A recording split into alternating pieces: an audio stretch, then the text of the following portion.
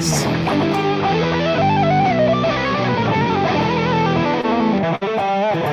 Yeah. What a train wreck. Yeah. Okay, so E-Blues. What is that riff? What's The that? ding, ding, ding, ding, ding. It's like the Rocky most Mountain classic Way. riff. Yeah. It's like classic blues progression. How's it going, guys?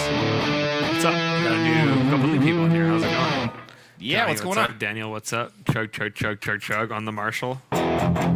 With nothing, actually. That's not bad, actually, considering there's nothing on it, really. It'll do it. You gotta make it do that. You gotta push it. How's everyone going tonight? Mine going? chugs a little better. It does. Yeah. It does. How's everyone going? I meant to say, how's everyone doing tonight? Oh, how's it going there, buds? Everybody having a good time? Got your brews? You ready to go? Let's go. Come on, press that like button there, bud. Saw somebody else there up there. I think Andy said it for us already. Yeah, smash it. Yeah, Just smash it. that like button. Just smash it. I gotta get on that level. Should have some more beers. Yeah, how's everyone doing? How's everyone's week been? Midweek stream hang. Look forward to this every week. It's great to catch up with everyone digitally and see how everyone's doing. Good. Yeah, good. Doing good. We got a whole crap load of snow in the past week. Yeah. Like It's a not very much ridiculous fun. amount of snow. I feel like, everything going on in BC right now, I still feel pretty lucky. But, yeah, crazy weather across the border now, I think. What's everyone working on this week? We always like catching up with everyone, seeing what everyone's doing musically and all that. Any new gear, any new things you're working on, anything you want to share with us at all? Let us know. We love catching up with you guys. Sounds great, actually. It's the first time I actually plugged into that amp was today. Me too. I've only had it for like awesome. 4 months or 6 months. I don't know how long time. We were but, talking like, about what to do today, and Derek's like, man, it'd be a good time to just hook up the Mesa-Boogie because, like, I haven't spent any time with it yet, but I like how it sounds. Rolling Stone stage build. Ooh. Dude, that's sick. Yeah, what are you doing on the stage build, Brian? Are you like yeah. are you like crew with them? That's unreal. That's a huge Yeah. gig. Is that a crop loaded metric? Yeah. Yeah. It's a yeah. That's the conversion. I don't even know like how much we got, but I live like my house faces a field, and the drifts that we got on Friday. Stop talking. Brian and I are going to talk. Brian, you're a high rigger. Oh, what are you doing? you're riggers. Oh, Yes. jeez. Okay, here we go. You're right. bonding now. Nice. Anyways, lots of snow. That was Are where you I was doing going. sound towers, like delay towers, spot towers, PA? Come on now. Don't worry. Brian and I are going to talk about rigging stuff for a little while now. I'm not wearing my River City Riggers shirt. I know. I have two that I stole from this weekend. Derek used to do a decent amount of rigging, actually. Did you do a lot? Like, was it more like selective gigs? Like, I know you did country fests and stuff. Oh no, like, I worked freelance. Right. For probably like Stobes. How long did we do that? Like 15 years almost. Something like that. Wow. Yeah. So like we did like stadium shows here in town. Like I never did the Stones, but I did like U2 when they came to town. Mm-hmm. Bon Jovi, AC/DC, Crazy. Aerosmith. Yeah. I remember setting up Aerosmith's stage. We got like to the last day. It was like a 3-day or 4-day setup at the stadium. Yeah. And we got to like the last day before production came in. Yeah. And Steven Tyler fell off the stage in North Dakota, or I think it was North Dakota or South Dakota, like the day before. And they were like, it. and it's canceled. So we're like, so you're going to pay us to tear it down now? And they're like, yep. It would have paid you anyways. Oh, dude, it was crazy. Oh, so that's hilarious. Yeah. what's going on, Dan? Cool seeing like what goes into a lot of those types of shows. Yeah. Like the amount I heard. Like I know there's obviously bands with crazier stage setups, but I heard with Rammstein it takes like several days to set up their whole thing. Yep. That's crazy. It's a lot of work that goes into it. Oh yeah, there we go. Pop a hat. Didn't James Hetfield get? What did he do? He ran into like a pyro thing or something and torched himself. Yeah, man. In Montreal. Is that where it was? Yeah. Yep. Jeez. So he was standing, like he forgot where he was supposed to be standing, and he stood right into like 10 or 12 foot flames on the front of the stage. Like pyro, it burnt like all up the side of his body. And then John Marshall, who was their guitar tech at the time, ended up, man. Like volume? Is it that? I don't know. Or is it mine? It might just be this Marshall just making noise. To be honest. Let's see. No, it's not. Oh yeah. Oh, yeah. You don't got the gate going on tonight. It's mine. Yeah. Sorry, boys. Yeah. Face full of napalm. Yeah, exactly. Yeah, and like, so John Marshall, who now works at Mesa-Boogie, Yep. and is like one of the designers at Mesa-Boogie. John like was the guitar tech that, Like when that happened. that stood in for Hetfield for the like to play on the rest of the Oh, tour 'cause really? They didn't cancel the tour. He probably just sang, I bet. Yeah, Yeah. and then That's crazy. crazy. That's a hard right hand to follow. dude, that was when the riots in Montreal happened. That was Metallica and Guns N' Roses, and that's when like Axl Rose, I think he ended up being banned from performing. Like Guns wasn't allowed to play in Montreal for a while because of it, because they said that they incited the riot because like James burnt himself, and it was early on in the Metallica set, and they went backstage like and said like, hey, like you guys have to go on, and Axl Rose was like, I don't feel like it. So like, Sounds about right. so the crowd freaked out and burnt down half of Montreal. So yeah, So they got like charged. Kyle, that's hilarious. yeah. 85. What was nice? Yeah, crazy. Well, yeah. So we wanted to do something a little bit different today, and both kind of plug into amps that we are not really familiar with as much, at least. I'm getting familiar with it. I'm getting there. Yeah. Yeah, and kind of just like experiment and go kind of start with an amp that I've played Marshalls before, but this particular 800 has some character, and I don't know, just sit down with amps that we don't really know and just try to get it to like we're obviously right off the hop are both liking how these sound, but how do you go about testing an amp and like trying to see if you can shape an amp to do what you want it to do? Like when you first plug into it, what do you do to get familiar with it? How can you dictate whether or not you like an amp, like any of that type of stuff? And I guess, Are you asking me or are you telling them? no, that's what we're doing. Okay. Yeah, I know, that's what we're talking about. Okay. Yeah, no, I'm not asking you. Okay. No, it's all good. That was the idea, I guess, just kind of go from the ground up with an amp that we're not as familiar with, and kind of show how we would go about trying to tweak an amp to see if we like it or not. Yeah. Whether going into a store and trying an amp, I'm realizing a lot of it is certainly being able to use it in your own environment and kind of knowing the steps that you kind of take to fully test something. Like, for example, like dual rectos. Like I remember going into stores back in the day, like everyone says that's the amp, and I go to plug into it straight in with no boost or anything, and I'm like, what's all the hype about? I don't get this. And it's like, no, there's certain things that you have to like do to really properly put an amp through its paces. So Dan, that's awesome. I'm stoked that somebody was in the shop today, and yeah, That's sick. Digging the Dynamis.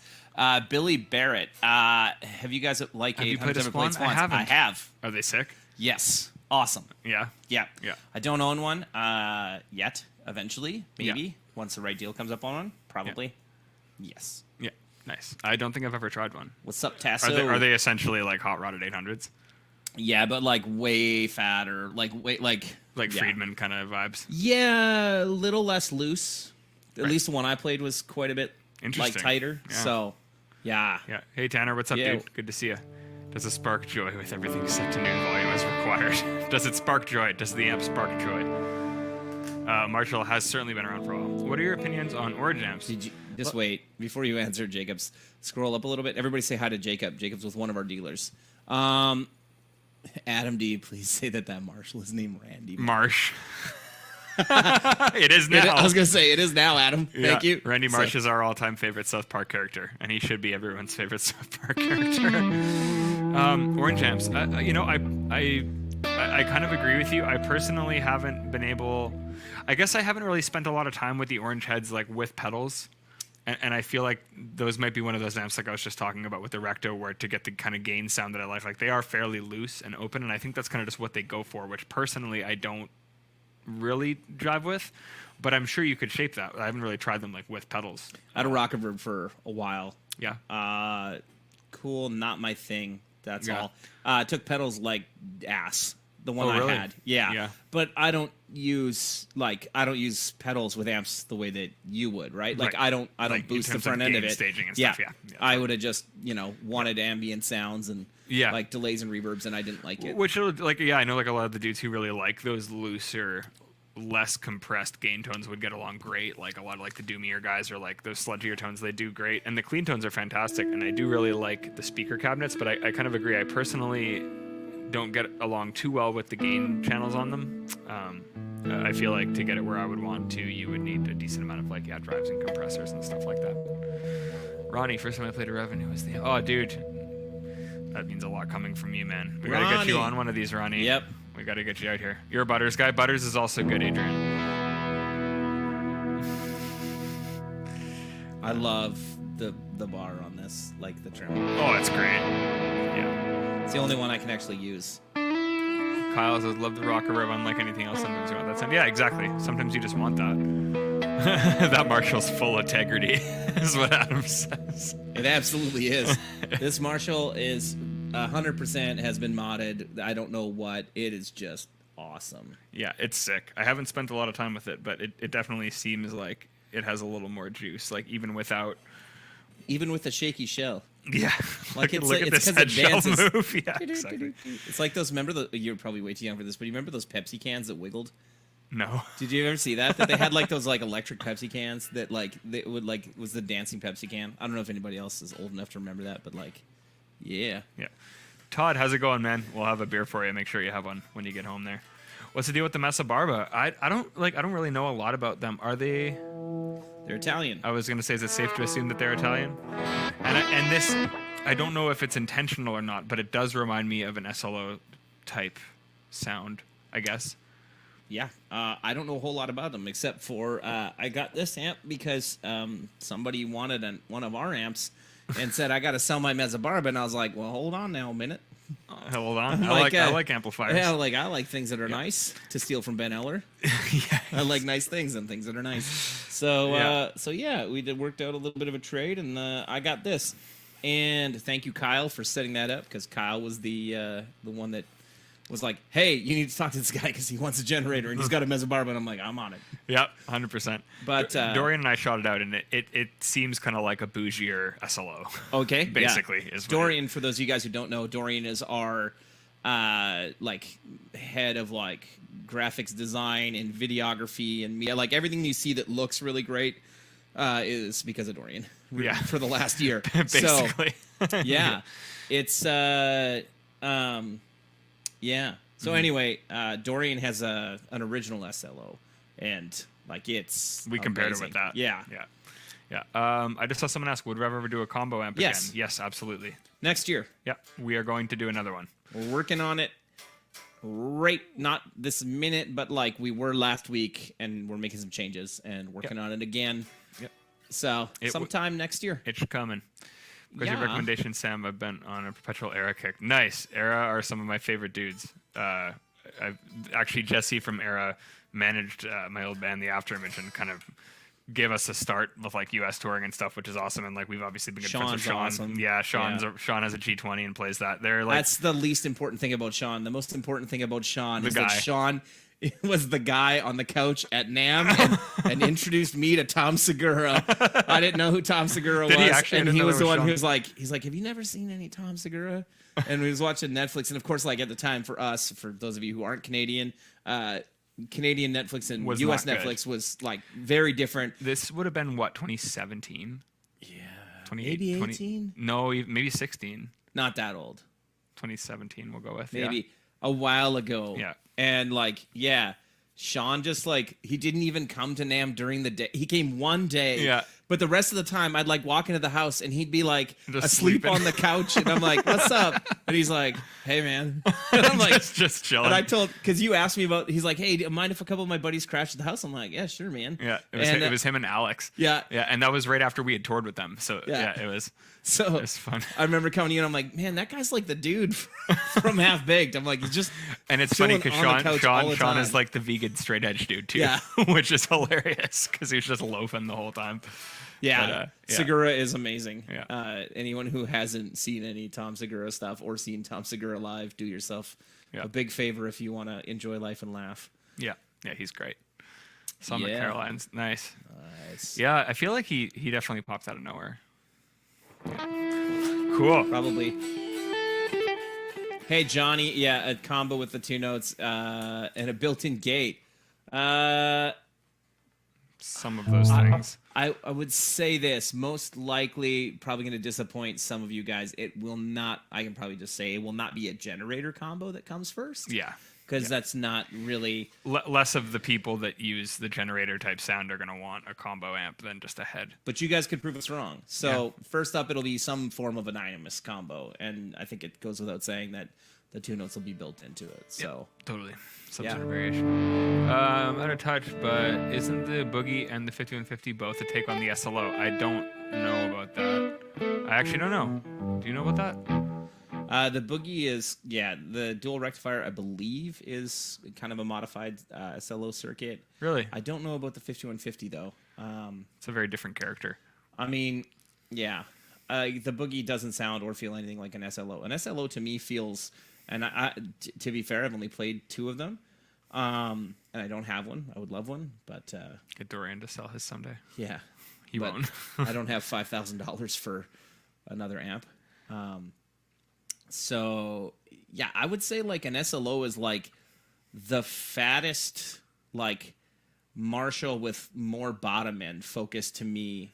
Yeah, where a rectifier is very different. Like that to me, the character that this shares with this and with an SLO is it does kind of have that searing top end, like that and that mid bite, that really hairy, like high mid character where it is, And is that like I guess one of the things we want to talk about is like what do you off the hop like what do you look for in an like it's a very wide statement, but like in general, what do you really look for in an amplifier? Like, do you like that type of character? Like that kind of like sizzly character, or do you? So, what I look for in an amp is I'm more interested in the bottom end, even though that's not really what is going to matter in a mix or on stage. No, but I look for like that. That's like a perfect example is like what I was playing with kind of earlier. Let's see here, and that's the first channel boosted.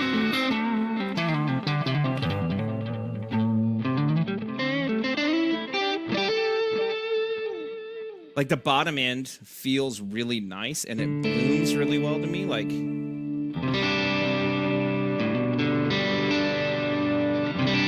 there's still a lot of like top end, like you Sparkle. say. Yeah.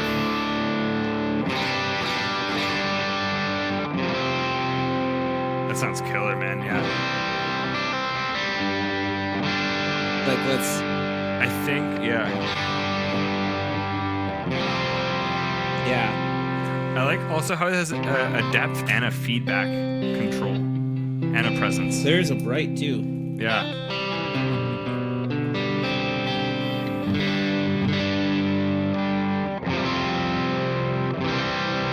So I'm just going to quickly answer this. I saw Wes asked about how does the G20 compare to a 5153? Love how it's loaded with a direct recording capability. Is it worth considering a change? It's a different voicing for sure. Like it definitely is a little bit more.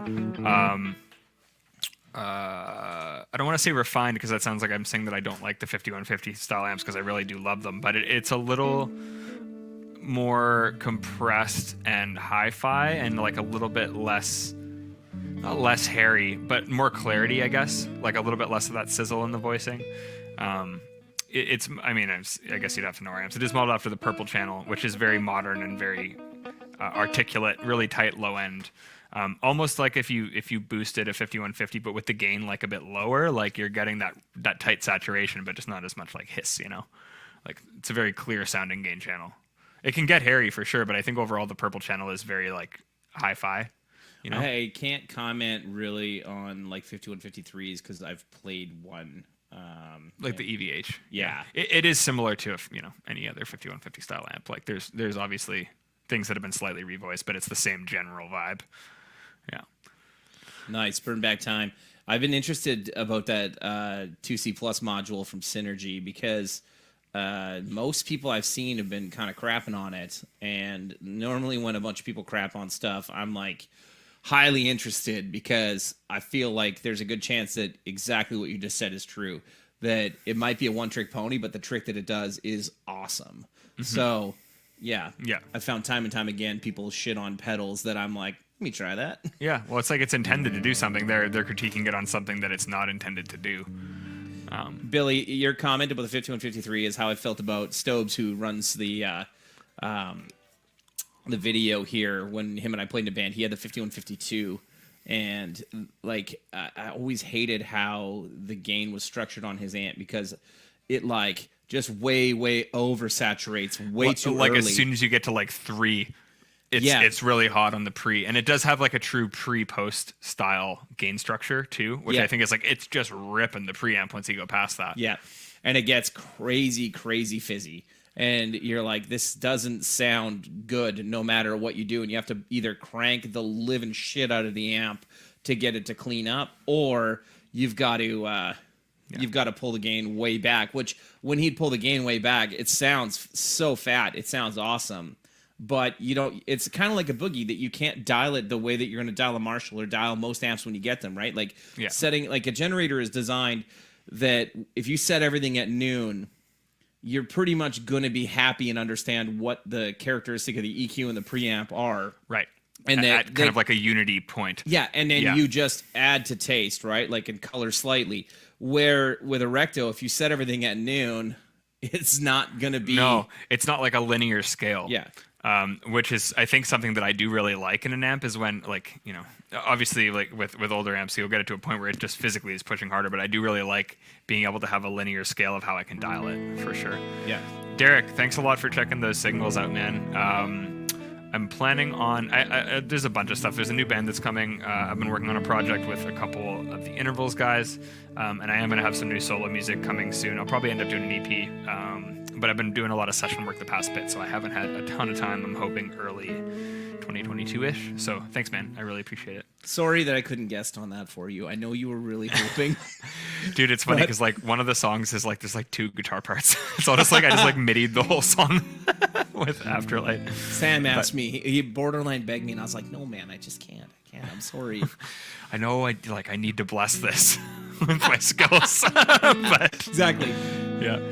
People think Bogner's is super dark, but the pot taper is just... Yeah, it's just like every amp has its own character, and I think being able to identify how every individual amp responds and not just approach it from a standpoint of what you're used to is quite important, for sure. Because as you're saying, like the same scale of what you're used to dialing on a Marshall is going to be different than a 5150 is going to be different than a Recto. Like, it's not all just a 0 to 10 scale, you know? I would not expect that this amp would do this. No. That's really good. I feel like the boost is like just kind of the way it hits the front end, like like that cleans just. I know it's not totally clean. No, but you like that edge of breakup clean quite a bit. Yeah. Especially if I can like. That sounds really nice. Yeah.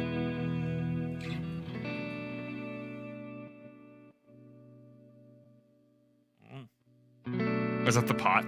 Oh yeah, the grounding issue on that pot. I was like, I don't think you're using a gate right now. That boost is really nice, though. I feel like that's like amp. When I think of the type of tone that like you like, that's it. Just like that really pushed preamp, like. Yeah. Well, it's that. Yeah, that's too much. That.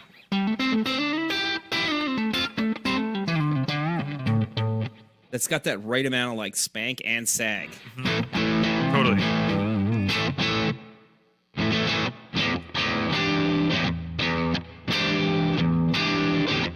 That sounds so good. Yeah. All I have on is the Blue Sky. You're not even using a compressor on that. Like. No. Love-hate relationship with rectifiers, but I personally like the triple rack over the dual or single because of the power section. I feel the triple's cleaner at higher volumes than dual or single, easier to tweak for tonally because, probably because they're not, I don't know. I've only really spent time with the dual racks. Have you tried the single or triples? Yeah, I played. Yes. The answer to that is yes, except for single rectifiers. I've rarely ever played them. But when Stobes and I played a triple rectifier for most of the time. Yeah. But I removed one of the rectifier tubes, 2 power tubes, to knock it down to 100 watts to respond more like a dual rectifier. Like in terms of how it pushed. Yeah. Right. So is a triple rec higher power? Yeah. That might be a noob question, watts. but yeah. And I bought it because it was the biggest one. Because that's why that's what you do when more is more. That's what you do when you're 20 years old. And I had absolutely no idea how to dial that amp in properly compared to what I know now. And I also, had no idea. Like, like about like driving the power section harder or anything. So Right. like even when I removed the tubes, it was somebody else I knew was like, "Hey, if you remove these, it'll sound better." I'm like, "Cool." So Great. I was like, "I'll do Let's that." do it. Yeah. Yeah. Yeah. What's No, up, Sean? I feel like Sean, what's up, man? Good to see Yeah. you.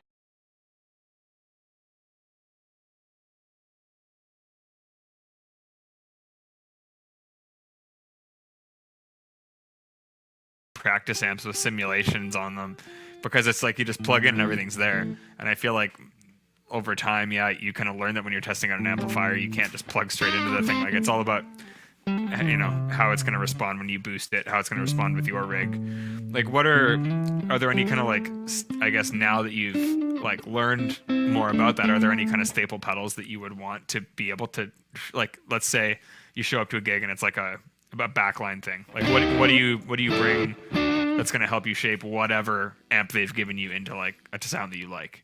Like, do you have any staples? Yeah. Any delay pedal that's an analog delay pedal that I can figure out in 10 seconds. Yeah. So like my favorite is either the carbon copy or I really, really like that avalanche run, which actually Sean and Travis have both of the That's avalanche a really runs nice that we pedal. have. Dude, I've had the same carbon copy for like Yeah. probably 18 years. Like, So I would say those pedals, and I would say shameless plug, but it's true, the G2. Yeah. That's going to get me as close to like my sound that I would normally like, because let's see here. So here's the Mesa-Barba. Slightly pushed, which is what I would do to the D20 anyway. yeah. Here is the G2 in front of it. Yeah. So like, it's not like it's really giving it that much more gain, but it's just pushing it nicely. no, and the bottom end gets wider, right? Like, Yeah. Yeah. right? Walrus audio. I do like a lot of the Walrus stuff, Jason. I haven't tried that exact one, but I'd like to for sure. Which one? The Walrus audio. We have a few. We have that, I think. We have here. we have the Or drive. ARP? The Ages overdrive too, which is a great pedal actually. I remember we did that overdrive shoot. I really enjoyed that one a lot. But gotta boost the input on the rack to get it where it needs to be. Totally. Yeah. Sean, since you're here, you did a demo of. Did you do the M0? That's what this one is M0, right? I think so. It says on the foot switch. Yeah. Yeah. M0. So yeah. I'm curious what Sean's thoughts are. Like, I remember when I told him that I got it, he was like, "That's a very nice amp." Like, Yeah. so I know he was a fan of Mesa-Barba stuff, but Yeah. I don't know if it's the same amp. I think it is. Yeah. Jacob, that's killer. Tell her thank you. Jack, you have the Fathom. Nice. What's up, dude? Good to see you.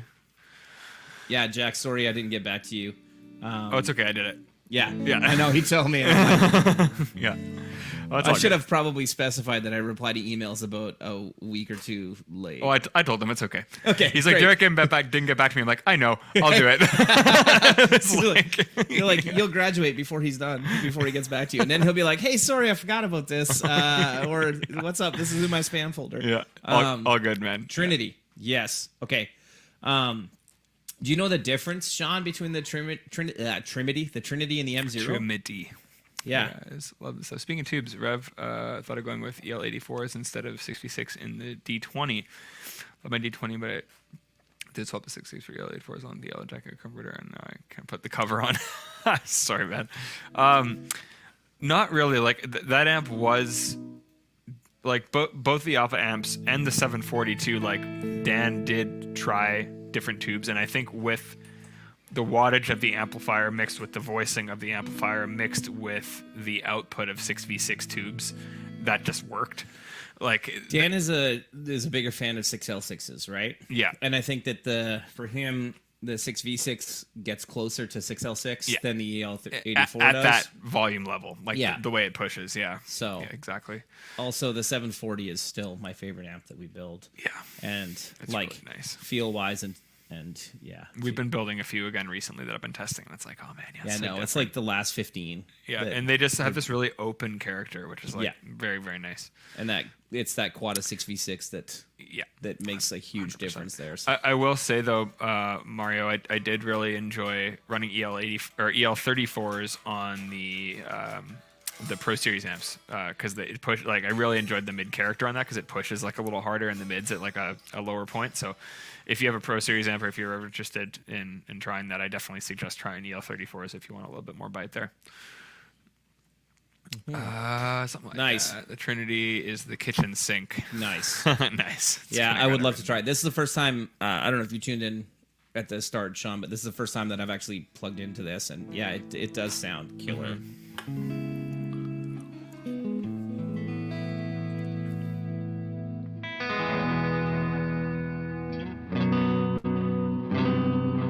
Nice passing note. You like that, eh? Do you like that as soon as you went to play over top, I was like... Oh, no. It's like... Yeah. What do you got on there? Just the G8 and the... Dude, literally. So yeah, that's without the G8. The 800 sounds that's so with good. The G8. It does, man. Like, it's not a tone that I would use for everything. And it's not a tone that I have a lot of experience with, but it's again, it has to do with that sizzle. Like I generally have gravitated to sounds that are pretty smooth, and like I guess like even with the generator, like it is a fairly smooth gain, and this does have that higher character that really is nice for like.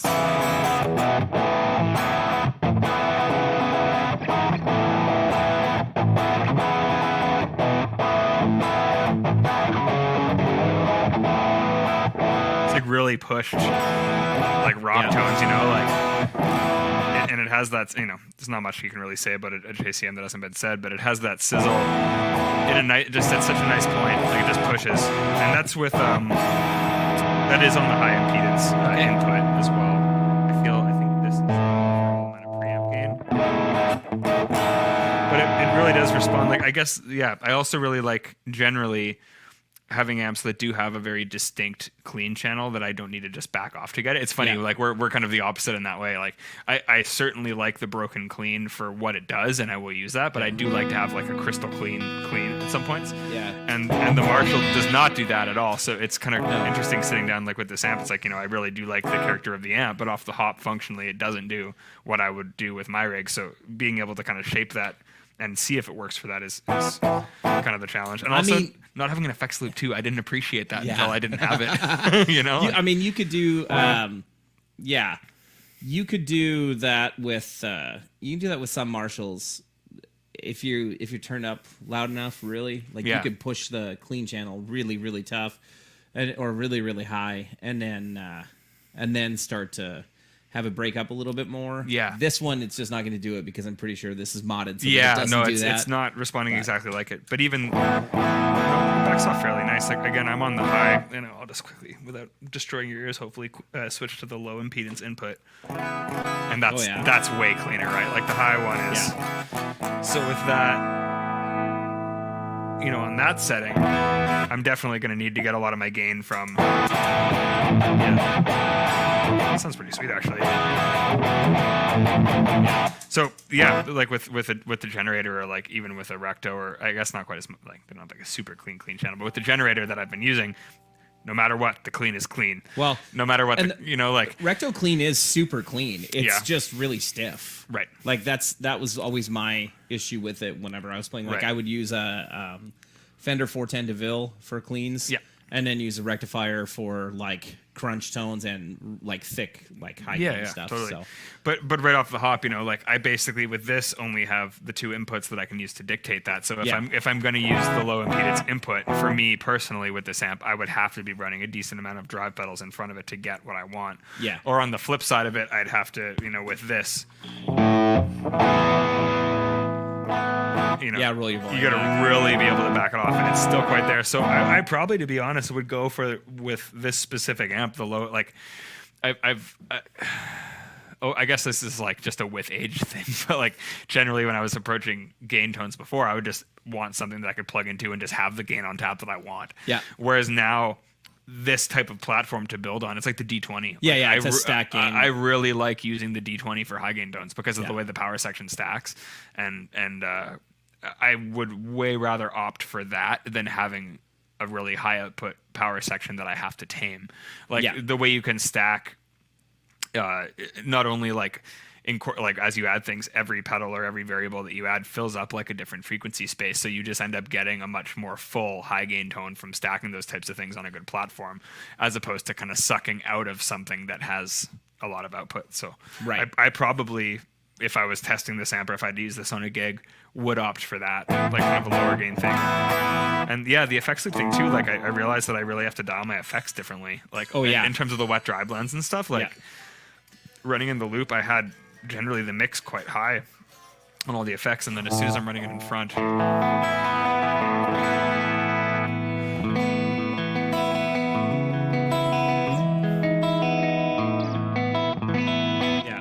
like it sounds so different. So I definitely have come to appreciate having an effects loop.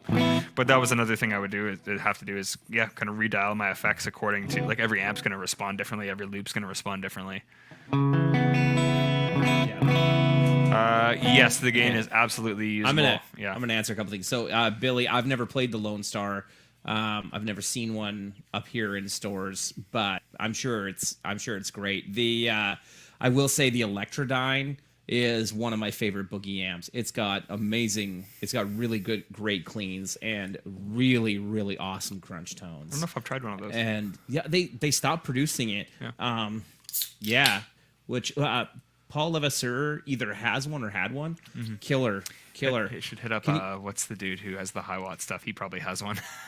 Yeah, Greg. Greg, yeah. Can you scroll up a little bit there, Stobes? Ever new. Ask honest question because I haven't played a whole lot of amps, but how can you compete with Boogie Mesa or Mesa-Boogie? I don't know, man. Different strokes for different folks. Yeah. Just like I'm a huge Boogie fan. I've got the JP 2C. I've got the Mark V. I was thinking about plugging in that JP tonight because I hadn't tried it either. I just want, dual and triple rectifiers. They make great stuff, man. It doesn't hold a candle to this Mesa-Barba for what the Mesa-Barba does. Yeah, it's not even in the same league, and like, it's the same like There's no way you can get a Boogie to do what that 800 does or what a Friedman does. And in the same way, you can't get a Friedman to do what a Boogie does. You can't get a Rev to do exactly what a Boogie does. Any of that stuff. So, yeah, I don't think any one company, including us, builds like a do-all, end-all, the only amplifier that you're ever going to want or ever going to play. That's why we have a bunch of stuff that isn't totally. Rev stuff. Because like, I don't just go and use only Rev stuff on sessions. Yeah, so, like sometimes you're going to want a different character. And although I think our amps do a pretty good job of covering most of the bases, they still have their own sound. Yeah, it sounds and feels like a Rev. And like this sounds and feels like a Mesa-Barba. It doesn't feel like a Marshall. Like I said, it's got those characteristics to me of being like a boosted Marshall style circuit to me. Yes.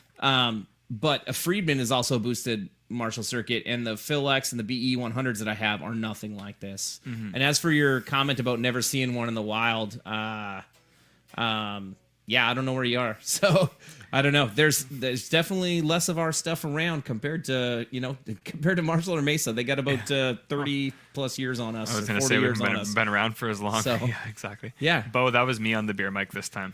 Nice. Yeah, it's good.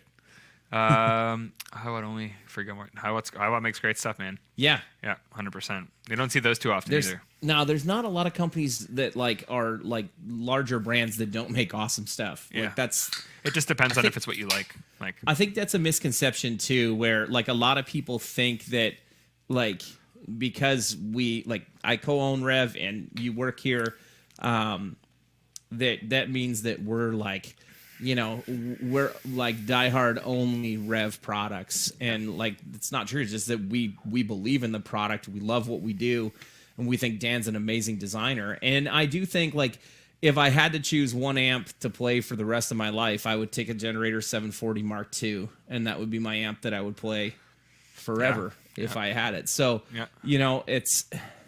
But that also is like, and actually, if I don't know if Sean's still watching, but Sean can attest to the fact that the sound of the G2 is like the green channel from the Generator is my sound. That is like, I didn't design it, Dan did, but like that is the sound that whenever I plug into any amp, like this amp here is Pretty close. yeah.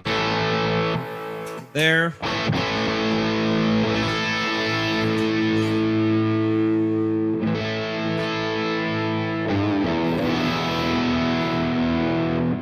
Like, I'm going to try my best to dial that gain, like...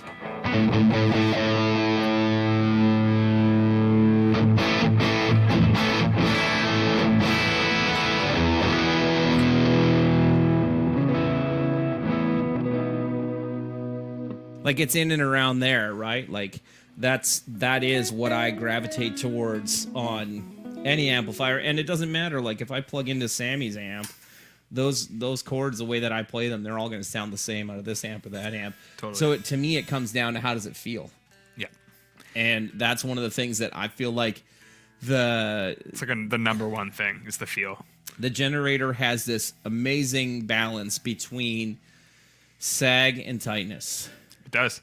Right? Like, and especially on the 120, having two high gain channels that are voiced very differently to cater to both of those sounds. Like the red channel is certainly more saggy for the people that want that, and the purple channel is way tighter for the people that want that. Yeah. And they have similar characters, but they have a different low end character. And yeah, green channel is too good on the Gen 740. Yeah. Yeah, we got to get that. We got that bright switch on there. I guess there is the crunch bright on there. Yeah. Or the drives. Sorry, that's what I meant. I promise one of the next live streams that we have, I'll have my 740 here to mess with. So yeah, absolutely. Yeah, it would be cool to do one with the Dynamis and the Generator 740s. Yeah, totally. We got something around. I like that sound though, and that feel. Even without that, it's funny how much switching to the low impedance changed this. I feel like now. Sorry, Maddie, my level might get a little wonky just because I'm going to try pushing the pre on this, but that's nice. Yeah. And that's like, that's kind of what I go for a source tone. Like if I was going to be using this amp, like something in between where I could back it off and get that. That's actually pretty nice. Yeah, that's much warmer than most Marshalls. This has to be modded. Oh, it is. Yeah. Yes. But yeah, like if you're dealing with an amp where you are essentially operating on a single channel, like this does have multiple inputs, but you're running on a single channel, so like you have to approach that very differently when you're dealing with an amp like that. Yeah. And that is kind of a good source for me, like something like.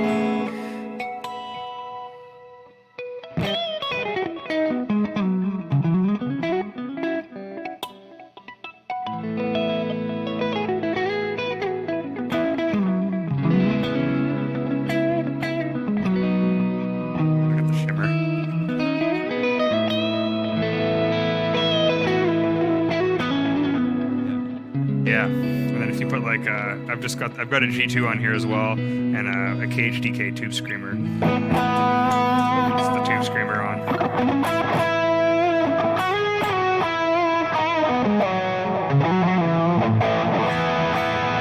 I don't know what it is specifically about the tube screamer circuit that hits that so nicely, but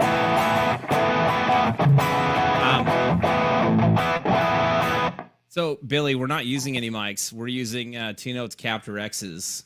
And I am using a Rev 1x12 cabinet, and we don't know what Sam's using. I'm using the stock number 1 IR. Preset 1. So whatever. Yeah, I'm using preset 1 on the Captor X out of the box. Yeah. Is there an amp simulator that I can use that can have Revs amps? The Helix has it in there. Yep. So you can find the purple channel and the red channel in the HX Stomp. Yep.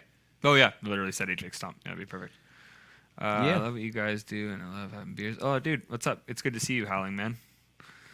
I'm a Victory before Deluxe guy. Nice. Oh no, man, Victory makes great stuff. Yeah, I remember that one year we were across from them at NAMM and got to hang out with those guys and try some of their stuff. They're great dudes. They make great amps. Yep.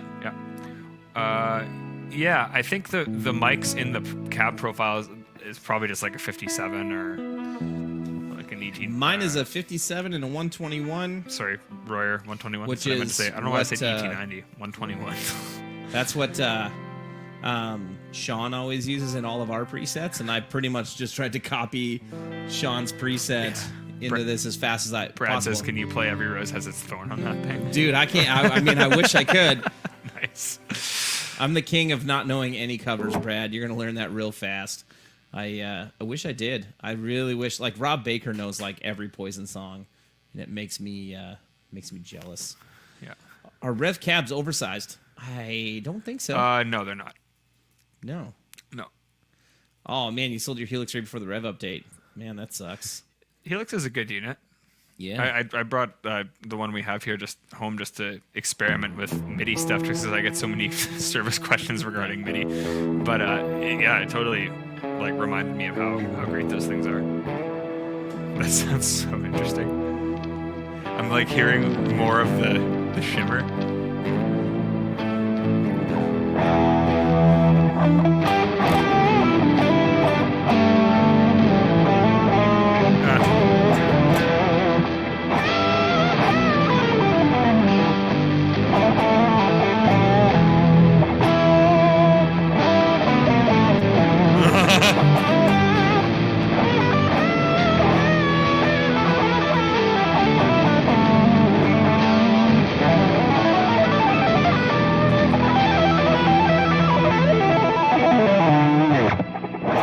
I get pretty hairy with that. That's with the Tube Screamer into the G2, into the G8. I feel like if Kyle's watching, Kyle likes that. That sound? Yeah. Yeah, totally, man. It's like for that, well, I was just playing like pop punk chords, but like, it's like, yeah, super hot, like just ripping the tube section on that. 57 and 120 forever and amen. Sean, yes. Jack, could you run a G or D20 and a G20 into a PA at like a bar gig? 100%. Yeah. That's what we'd recommend.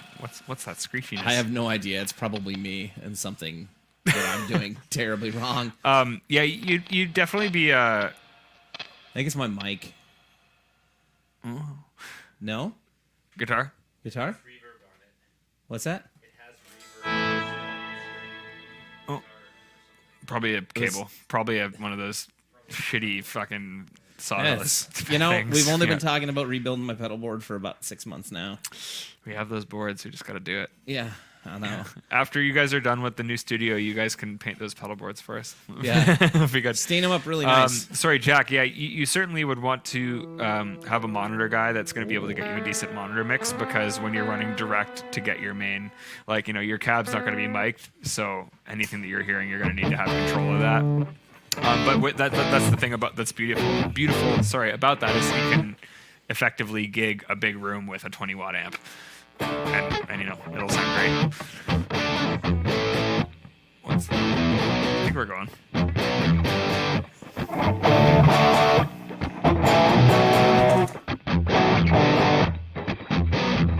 Oh, No, it's in the key of T. Key of T. You know what that means? It's like the pop progression. The key of T. Yeah.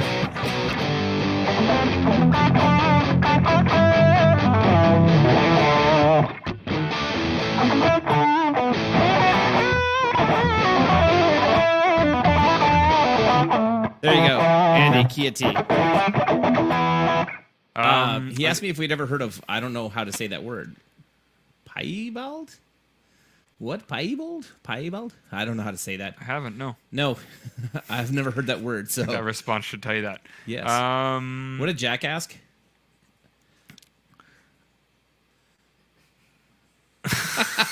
Alex.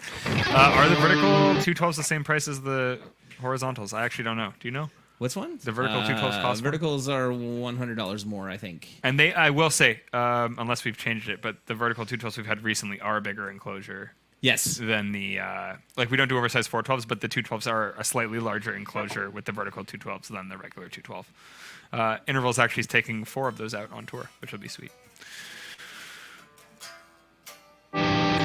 Over 10,000 plus songs correctly. Yeah. Nice. It's like, we don't even know. Pre-bald, no. Oh, piebald. My eyes can't even work. Sorry, Billy. Put all the dials in and you have a good home to start from. Yeah, totally. And I think that's certainly something that I appreciate in an amp. It's not a necessity, but kind of having a a unity point where I know Unity. I can go 50% this way or 50% this way. Do you know what that's from? No. No? No. Oh, come on. From Chappelle Show? Oh, that's probably why I don't Yeah. know. Not that I don't like Chappelle Show, but Yeah. Late to the Party is that a Nick Johnson Schecter? Yes, Sure it is, is. and it's the best strat ever. Yeah.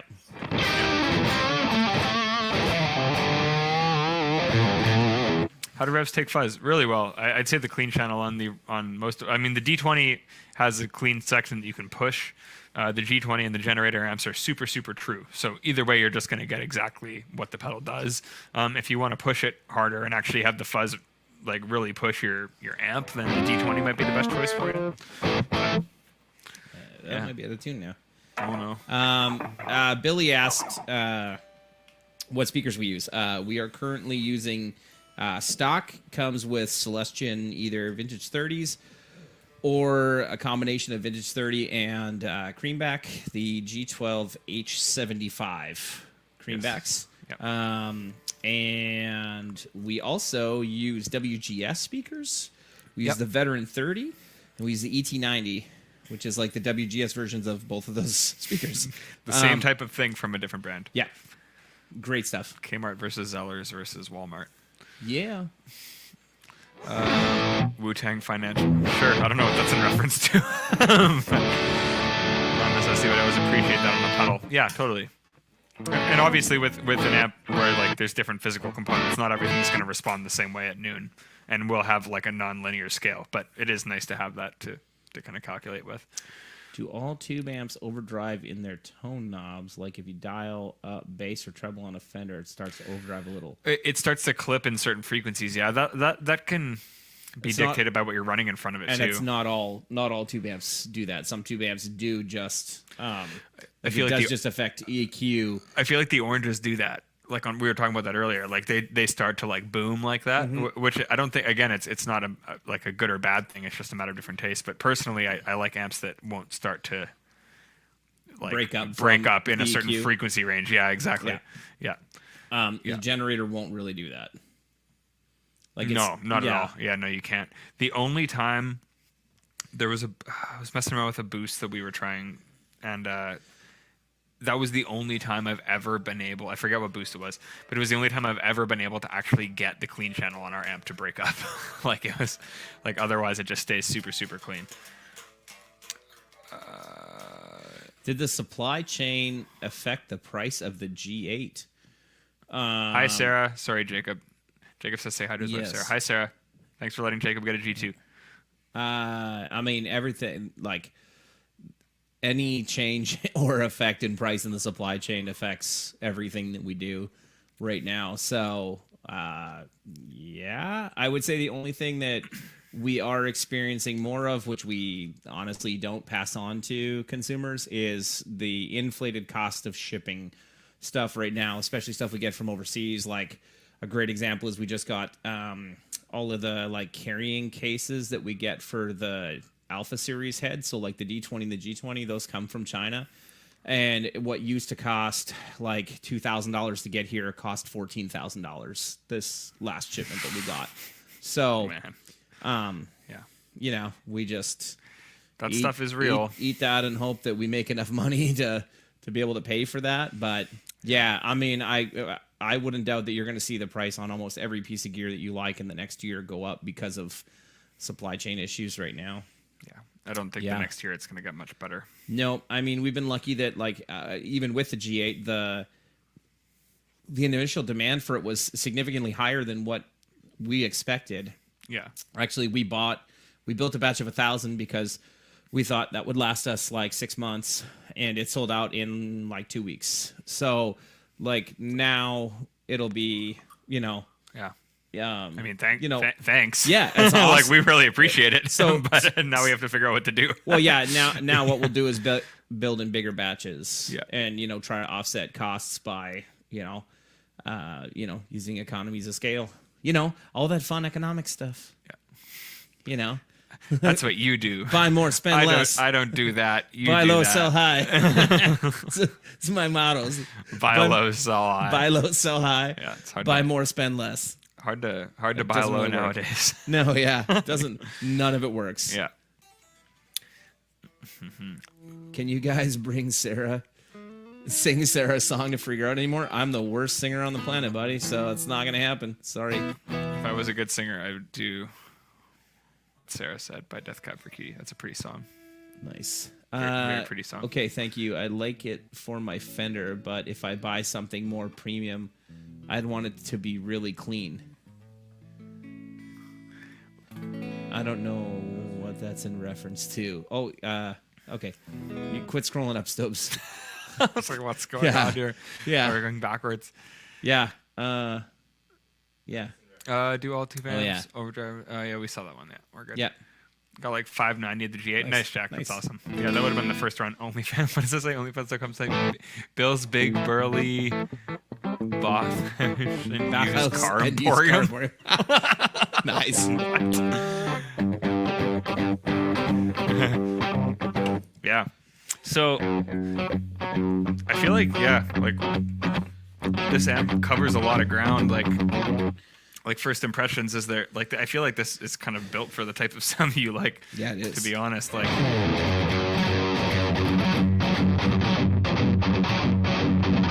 That's what the boost did. That's too much. It's farting a bit.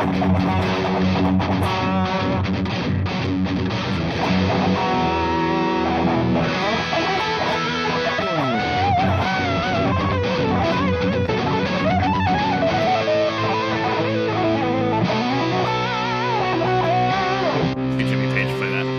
What's that? I was gonna get Jimmy Page to play that.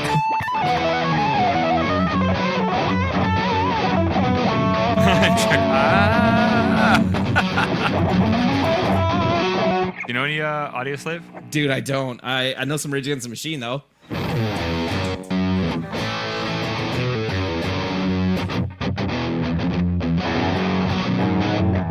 Yeah, and now I'm gonna go back and forth between the Immigrant Song and Bomb Crack or Bulls on Parade. Is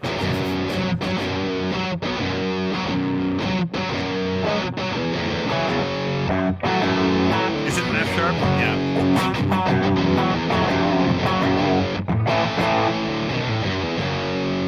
Man, I used to know a ton of Rage. Like,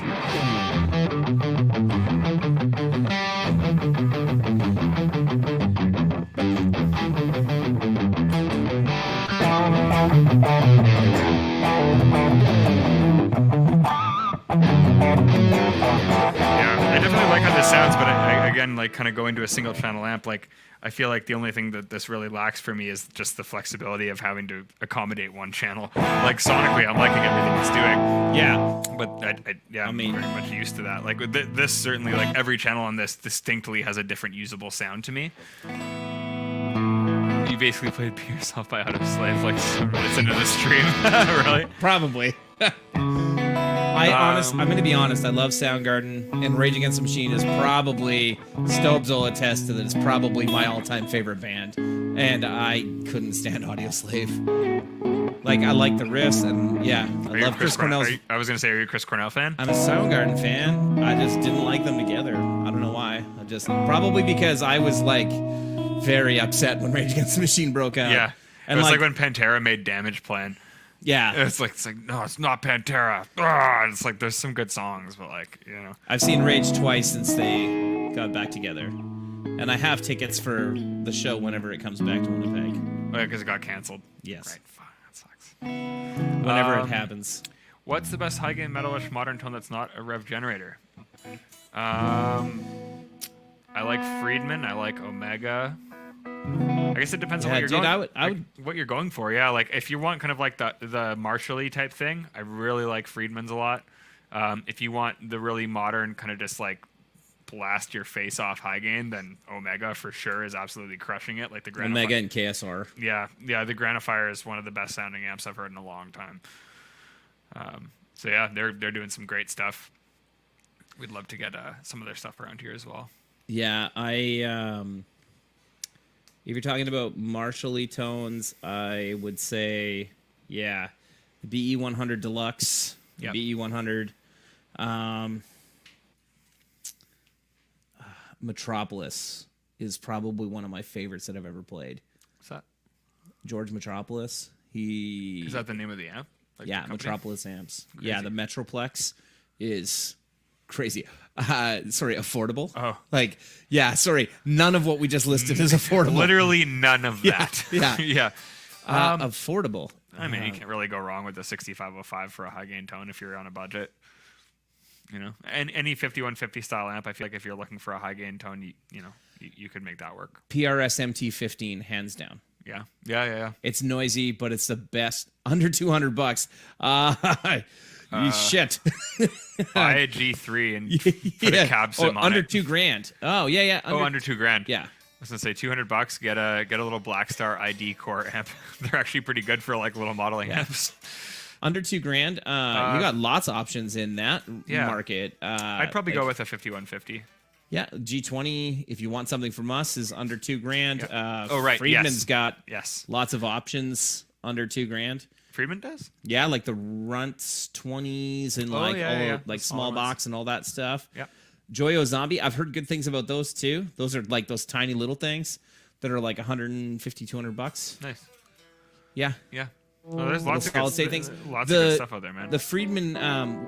We've got that mini BE head. That's the solid state one. yeah. Yeah. It's cool for a 30-watt solid state head for $300 or $350 or whatever it is. Yeah, Billy. Honestly, man, the ID core for a little modeling amp sounds great. Like nothing wrong with that. I saw somebody else comment about like Line 6 Spider Gang. I mean, like, dude, like people shit all over the Line 6 Spider all it the was time. so ahead so for its good. time. Yeah. Like so good for the money. Yeah. Like Yeah. hands down. Yeah. Billy from Rev, hands down the G20 or the G20, D20 if you want something that's more of a clean pedal platform. Yeah. Absolutely. Yeah, the G20. We'll get you anything nice. There it is, the Boomer Benz. I don't know if yeah, the but Boomer that's Benz- like- you got to make me a Boomer Benz T-shirt. I forgot to wear my Wham Bam Thank You Sam shirt tonight. Nice. Sorry, everyone, I failed you. Failed. I'd like to try a Laboga. Have you tried? Oh, no. I can't speak now. I've been rendered useless. I just ruined my guitar there. I haven't tried. Have you tried a Laboga before? I have. I don't think so. Tim Henson's a good dude. Don't fuck Tim Henson. He's a nice guy. Someone I've said- probably seen like a few Labogas at like events that I've been at, and I may have plugged into one and not known. Yeah. Like, yeah. No, I know we did that. Dan did that thing at. Was it at Henning's place where it was like the blind amp test? Yep. Yeah. Yep. No, I know. I was joking. Tim is a good dude though, and he's a phenomenal player. Somebody else had asked a little further up if there were going to be any Black Friday sales. I don't know. It's way up. Alex, don't even bother scrolling. Yeah, absolutely. Watch for. I don't remember what all the sales are, but literally we'll be announcing on Friday this week. Every product we have will be on sale, and including Pro Series, which doesn't like it happens pretty much once a year. Yeah. I think I can tell you guys now that in US dollars, because most of what I know is in US dollars, even though I'm Canadian. I'm sorry, Canada. I'm sorry. Oh, Billy, I know that was a joke. I'm just trolling you. Yeah. Sorry. Yeah. It's all Everybody else took that very seriously, though, Billy. I didn't, but everybody else is very angry with you. I'm not angry at all. Internet needs to chill out a little bit. Okay. Yeah. I knew you were kidding. All right. Okay. I'll tell you guys this. I know the Generator 120 is $500 US off at retail starting on Friday. So the other amps will be also on sale. So, yeah. Oh, yeah. The sale, you won't be able to see it until Friday. So, sorry. I don't even know what the sale code is that's going to be on the website yet either. If you're not signed up to our mailing list, just go to our website, sign up to the mailing list. We send out about one email every 3 months or 4 months. So We're getting there. You'll get the one. Yeah, you'll get the one that says, "Hey, look, all this stuff is on sale." You can use the G20 does have a foot switch. If you don't want to use like a MIDI controller, the G20 does have an actual foot switch, and you can actually store presets on it as well, including the 2 notes presets.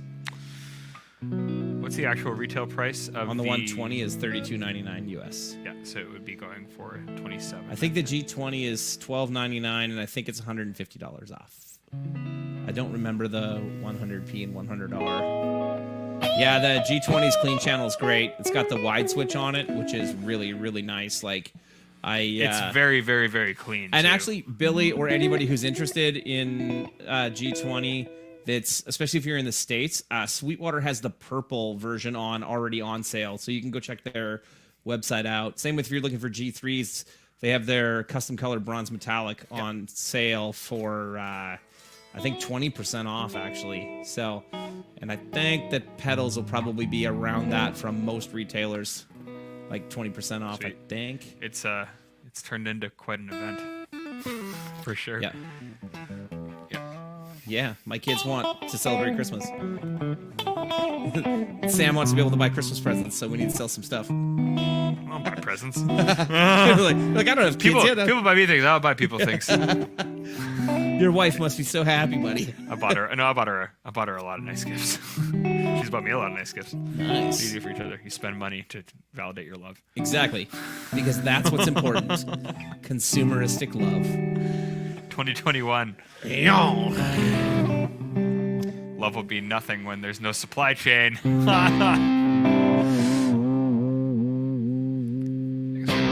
Oh, dude, no problem. Thanks for coming and hanging out with us. We'll keep an eye out for your order, man. This is what you have to endure now. Oh, yeah. No, I'll It's just... The boomer bends. Oh. For anybody who's new, the boomer bends come out every stream.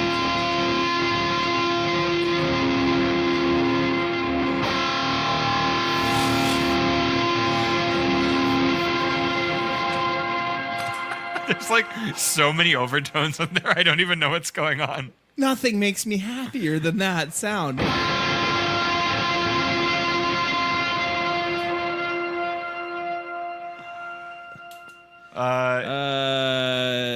Horror movies. Yeah, it does sound Yeah. like horrible stuff. Daniel, I think All Pro Series, I think. All Pro Series is off. The 100R, I don't remember the number. I want to say it's 350, but don't quote me on that. It'll be 250, 350, somewhere around there. Oh, in terms Yeah. of the $500 The discount on off. the 120. Yeah, on.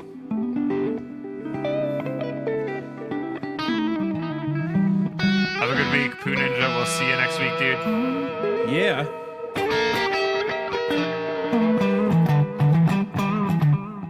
Oh, yeah.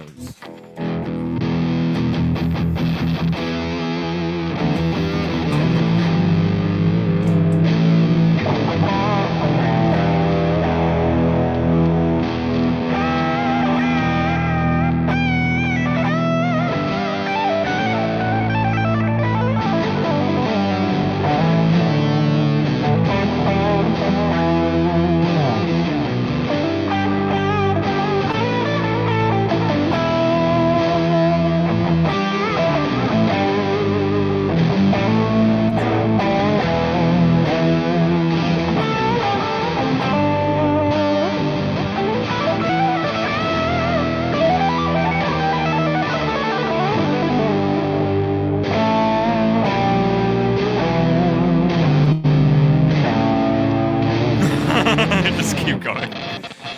Oh, Oh, jeez. jeez. Oh, no. No. What'd you do? Stop! If I yell at it, it'll just get worse. I'll just. No! I love boomer See? bands. I love tip hop music.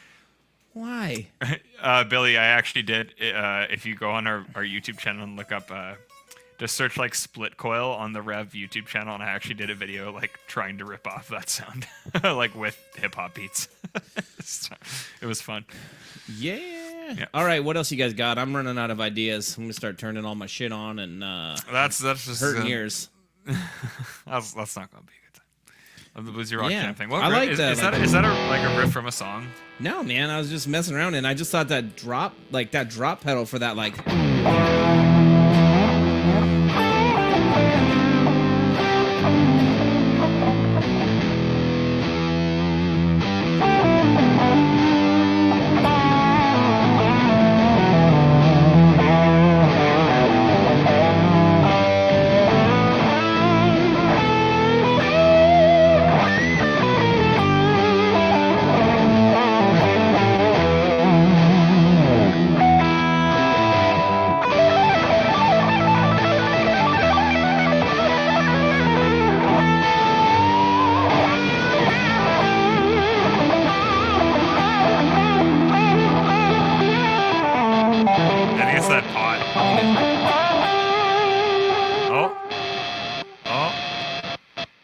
What is it? I don't know what it is. Has to be a cable. It's all this.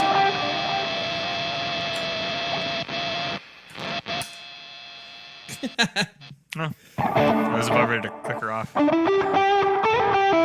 What's your opinion on venison? You guys are Canucks.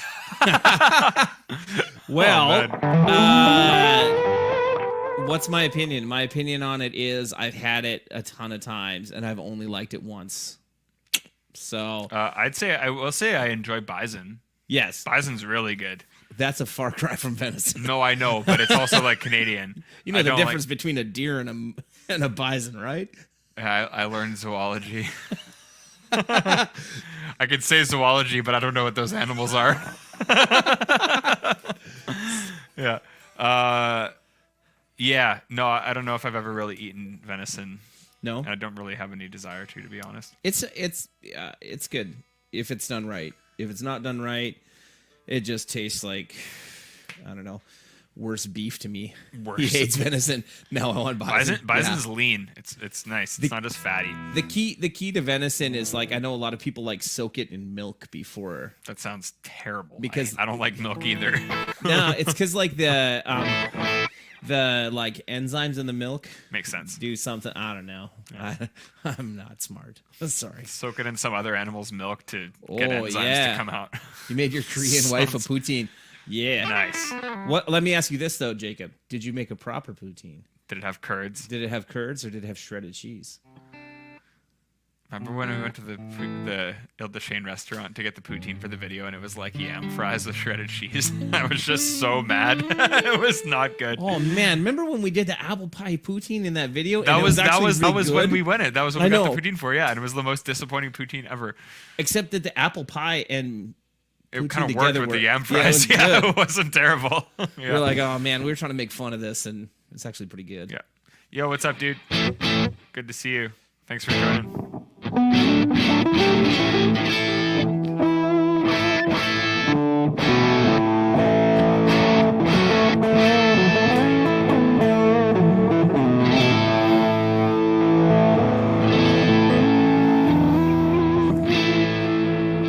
If you're a Tom Segura fan, you need to research poutine.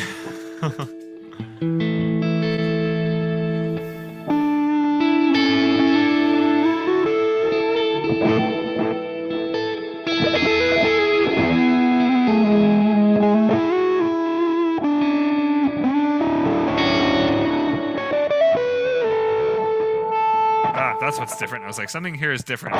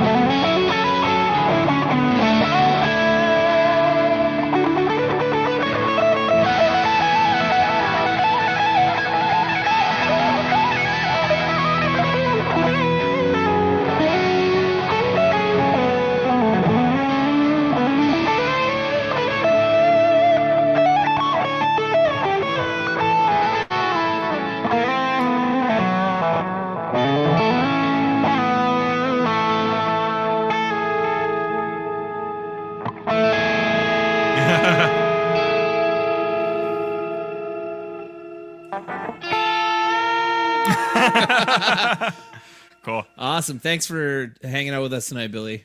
Yeah, thanks for hanging, man. What other questions you guys got? I don't know what else to say or what else to do. Yeah, I think we're good. This is fun. It was nice listening to I mean, I kind of know how this thing sounds. This definitely, like, very impressive sounding app. Yes. Yeah, I really enjoyed that a lot. Yeah. See you, dude. Have a good one.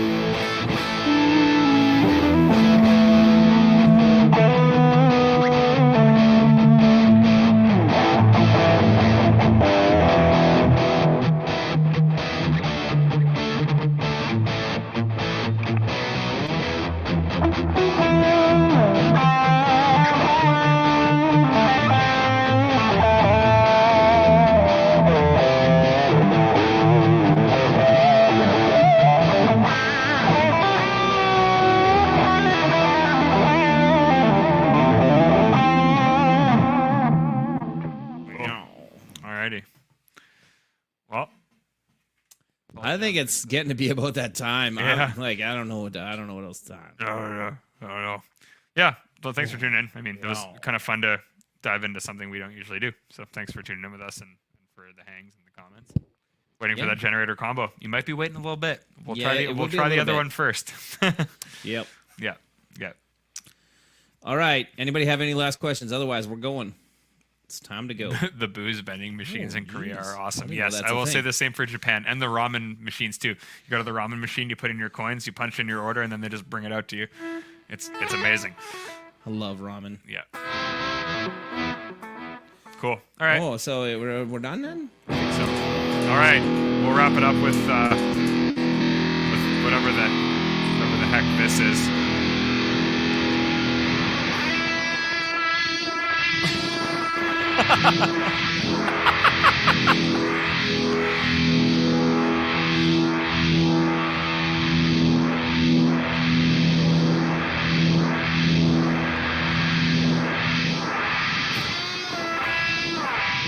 Okay, bye.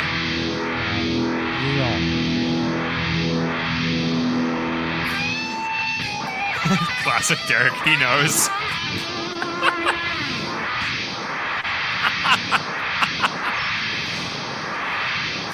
This is too much? No, it's not. That's no good. I killed it. Why did you do that? It was so much fun. It sounded like I was in an arena full of people. My life is sad now. I killed your dream. I'm sorry. You did. Oh. Oh, Yeah. no. All right. Is that the Halo opener Steve Vai wrote? Holy jeez, they can't click the end button soon enough. Guys, this Yeah. is your cue. Okay, bye. See ya. Yeah. Hitting end button. See you next week. Okay, guys, hit it. It's right there. Yeah. Can you not see it on the screen? Up in the top Up corner in the there. top right corner. Right there.